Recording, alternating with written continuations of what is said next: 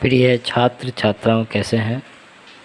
मैं डॉक्टर धर्मेंद्र कुमार राम, सहायक प्राचार्य इतिहास, लक्ष्मी नारायण रामेश्वर संस्कृत महाविद्यालय, जयदेव पट्टी, दरभंगा। मैं आज ऑनलाइन टीचिंग के लिए उपस्थित हुआ हूं और आज मैं शास्त्री प्रथम खंड के छात्र छात्राओं के लिए मध्यकालीन भारतीय इतिहास के अंतर्गत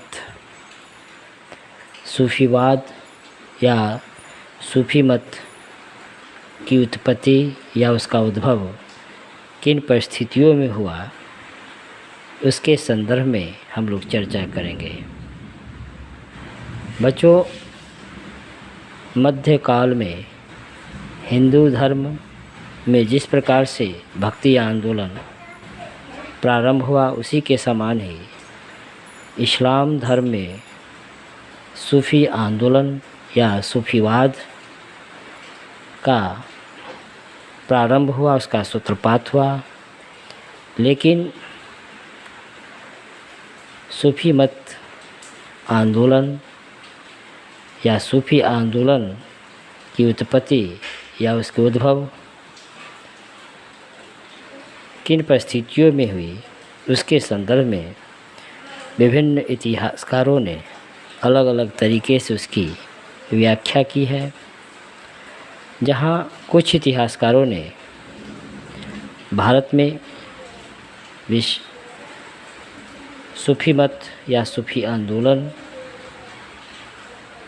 के उद्भव, उसकी उत्पत्ति के पीछे यह कारण मानते हैं कि इस आंदोलन को ईसाई धर्म से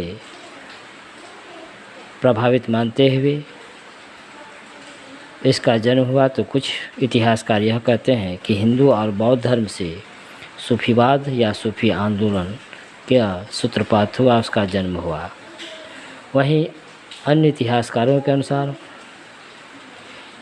ईरान के सांस्कृतिक और बौद्धिक प्रभावों से इस्लाम धर्म में जो परिवर्तन आया, वही सूफी धारा के रूप में प्रकट हुआ। इसके विपरीत सूफी मत के जो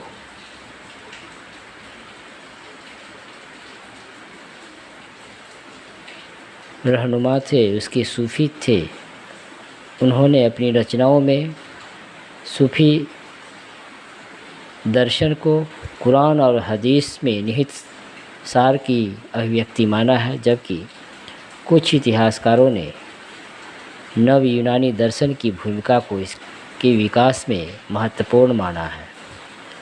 वस्तुतः सूफी मत का जो आधार है वह इस्लाम के उपदेश में निहित है, लेकिन इसमें इस्लाम धर्म के अलावे अन्य धर्मों के विचारों और उसके प्रभावों को भी आत्मसात किया गया है।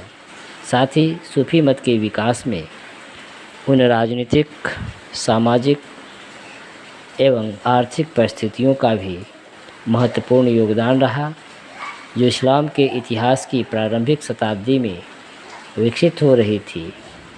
और यह काल इस्लामी साम्राज्य के व्यापक विस्तार का समय था।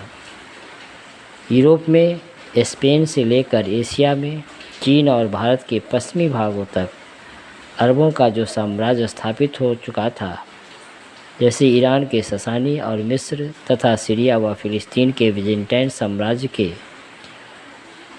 उसके संपर्क से, उसके संसर्ग से अरब साम्राज्य के स्वरूप में परिवर्तन हुआ।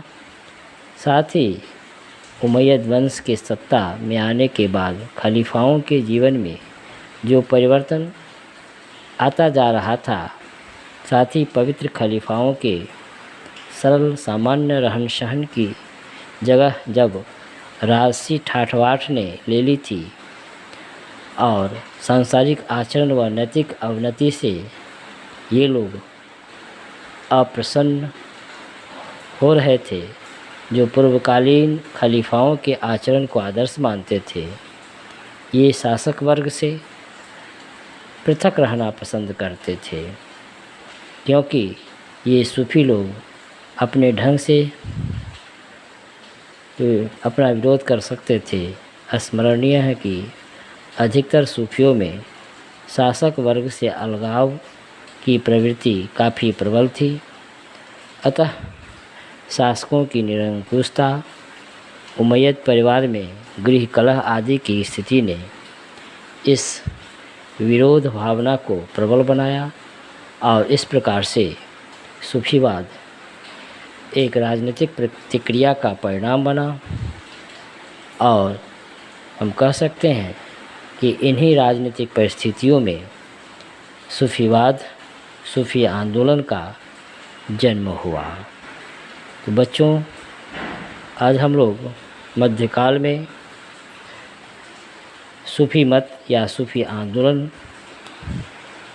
का सूत्रपात, उसकी उत्पत्ति, उसका उद्भव कैसे हुआ, उसके अंतर्गत हम लोगों ने सूफी मत के राजनीतिक पृष्ठभूमि पर